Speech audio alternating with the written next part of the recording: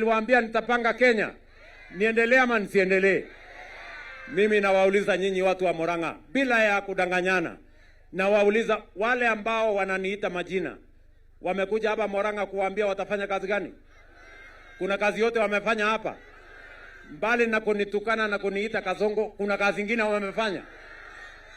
Kuna kazi wamefanya?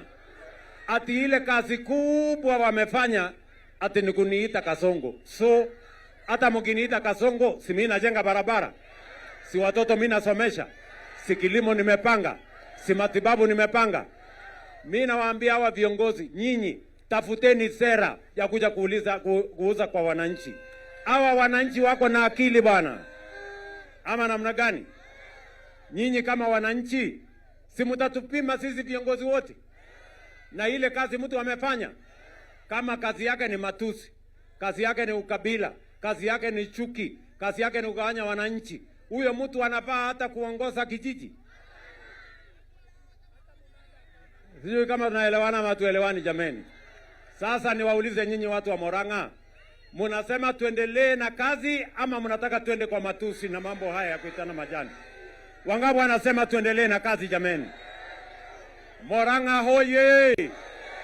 Murang'a hoye! Mathioya hoye! Mimi nawauliza, si mimi mwenyewe nilijileta hapa nikawaeleza ya kwamba mimi nitapangana na nyinyi na watu wa Murang'a na watu wa mlima hii, tulikubaliana na nyinyi tutaunda serikali pamoja. Ni kweli ama si kweli? Leo tumeunda serikali, hatujaunda. Barabara ndio hii tunajenga, hatujengi.